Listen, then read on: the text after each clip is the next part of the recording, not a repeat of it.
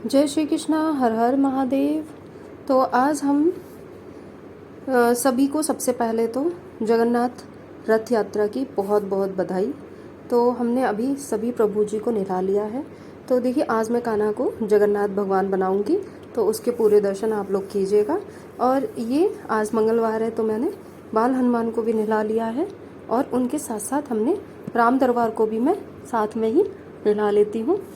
तो आज मैंने राम दरबार को भी निभा लिया। तो सबसे पहले चलिए राम दरबार के दर्शन करवाती हूँ, श्रृंगार दर्शन करते हैं कैसे करना है। तो मैंने सभी प्रभु जी को मैंने क्या किया है, फटके पहना दिए हैं, क्योंकि और ड्रेसेस इनको पहनाने में आती नहीं है।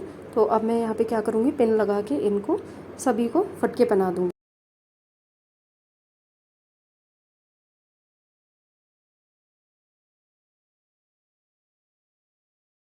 अब फटके मैं उनको भी पहना दूँगी। ये छोटे से हनुमान जी हैं, इनको भी पहना दूँगी।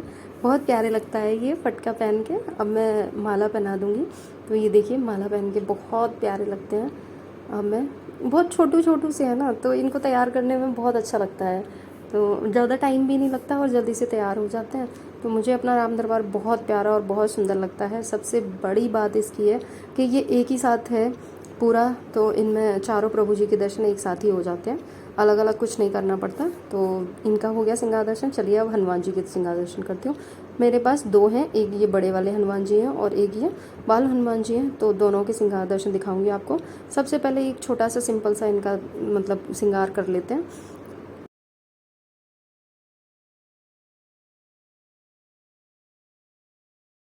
ये देखिए, टिप्स भी बता देती हूँ कि जो बिंदी होती है, जो छोटे भगवान जी होते हैं, आप उनके लिए जो बिंदी होती है उसका यूज़ कर सकते हैं। उनको कुंडल की जगह पे आप लगा सकते हैं। तो ये आशीर्वाद देता हुआ हाथ है, तो मैंने यहाँ पे भी बिंदी का यूज़ किया। और अब ले लेते हैं हम बाल हनुमान जी को। अब इनको भी मैं क्या करती हूँ, कॉटन की पोशाक पहना लेती हूँ, क्योंकि गर्मी बहुत है। तो आप भी जानते हैं कि इतना ज़्यादा हैवी नहीं कर सकते उनका, तो इसीलिए मैंने कॉटन की ड्रेस मतलब पहनाई है इनको।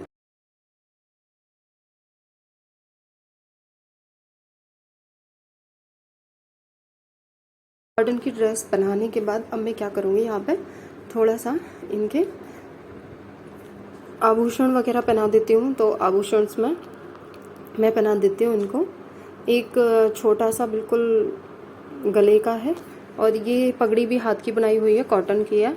तो ये भी मतलब बहुत अच्छी रहेगी। तो मैं इसीलिए बाल नहीं लगा रही हूँ, गर्मी ज़्यादा है यहाँ पे, तो इसीलिए मैं बहुत सिंपल सा श्रृंगार कर रही हूँ। अब मैं गदा दे दूँगी, और एक और माला है जो मैं बस वो इनको बना दूँगी। इत्र सेवा कर दे रही हूँ यहाँ पे मैं।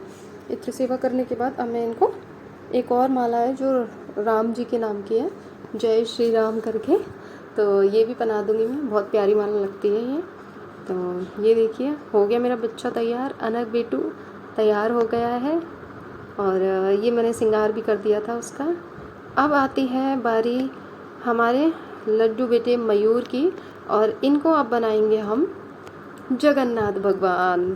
तो देखिए कितना सोना लगता है ये, सच्ची में इतना क्यूट लगता है ना। मैंने इसको वो भी पहना दिया, नज़र ना लगे इसको मैं कौंदी पहना देती हूँ, टीका लगा देती हूँ इसके। तो ये बहुत प्यारा लगता है कौंदी पहन के। तो इतना छोटू सा बच्चा लग रहा है ना, ये बहुत सुंदर लग रहा था। तो अब मैं इनका जगन्नाथ भगवान वाला थोड़ा श्रृंगार कर देती हूँ।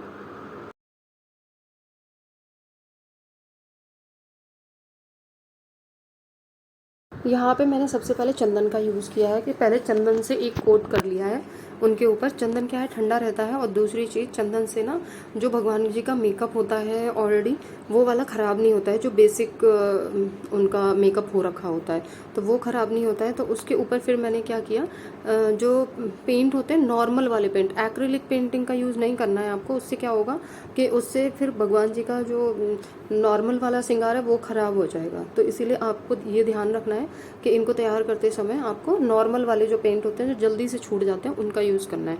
तो मेरे पास ये नॉर्मल वाले थे, तो मैंने इनको नॉर्मल वाले यूज़ किया।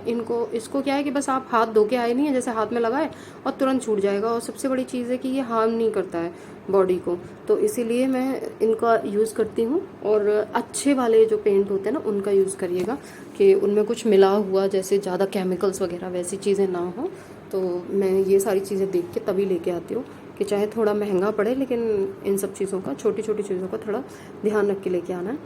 तो इनको मतलब सबसे पहले क्या मतलब थोड़ा हो रहा था कि सबसे पहले इनको कोट करना है, कोट करने के बाद क्या है उसको सुखाना है, सुखाने के बाद फिर इनको थोड़ा मतलब श्रृंगार करना है।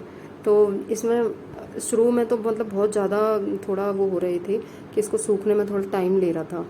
तो उससे क्या होता है कि जैसे ओवरलैप हो जाती है अगर मतलब नहीं सुखाया उसको तो फिर मैंने थोड़ा इसको टाइम दिया, सुखाया, फिर से जो मतलब इनकी आइज़ वगैरह थी वहाँ पे क्या किया मैंने, फिर से उनका श्रृंगार किया और यहाँ पे इनकी आइज़ वगैरह ये सब मैंने बना दी। तो ये देखिए अब थोड़ा थोड़ा लुक दिख रहा होगा आपको कि जगन्नाथ प्रभु वाला लुक आ रहा है। तो ये मैंने इनका लुक दे दिया, बहुत प्यारा लग रहा था, बहुत ही सिंपल है करना, आप भी चाहें तो इनको मतलब कर सकते हैं। अभी रथ यात्रा थी तो मैंने सोचा, मैं सोच तो काफ़ी दिन से रही थी कि मैं इनको बनाऊं, पर उसमें क्या होता है कि थोड़ा टाइम तो लगता ही है कोई भी श्रृंगार करने में। तो नॉर्मल श्रृंगार करने में भी मुझे बहुत ज़्यादा टाइम लग जाता है क्योंकि काफ़ी मतलब भगवान हो जाते हैं, तो इसीलिए। तो फिर अब इनका स्पेशल और श्रृंगार करना है, तो अब मैं सोचा कि फेस्टिवल भी है तो चलो अब इससे ज़्यादा मौका कहाँ मिलेगा, तो फिर मैंने इसीलिए कर लिया। और जो इनके हाथ बनाए थे वो मैंने बनाए हैं, जो क्ले आती है बच्चों की खेलने वाली, उससे मैंने बनाए हैं इनके हाथ। और जो एक और उनका हाथ होता है लड्डू गोपाल जी का, वो नीचे आ जाएगा। अब मैंने इनको मालाएं वगैरह हैं वो सब पहना दी हैं। तो ये देख लीजिए थोड़ा फाइनल वाला लुक, ये लुक ऐसे आ रहा है इनका, बहुत प्यारे लग रहे थे बिल्कुल। मैंने अब सिंहासन पर भी बिठा दिया, सिंहासन पर बिठाने के बाद तो सेम मतलब जगन्नाथ जी प्रभु जी जैसा लग रहा था कि पता ही नहीं चल रहा था कि ये मतलब लड्डू गोपाल जी हैं सच्ची में। अगर आप देखेंगे तो एक नज़र में तो आपको पता ही नहीं चलेगा कि ये लड्डू गोपाल जी हैं। फिर जब मतलब मैंने इनका अब आरती वगैरह मैंने सब कुछ कर लिया, भोग भी रख दिया उनके लिए और पानी रख दिया। कैसा लगा आपको मेरा ये श्रृंगार दर्शन मुझे कमेंट करके ज़रूर बताइएगा। तब तक के लिए बाय बाय।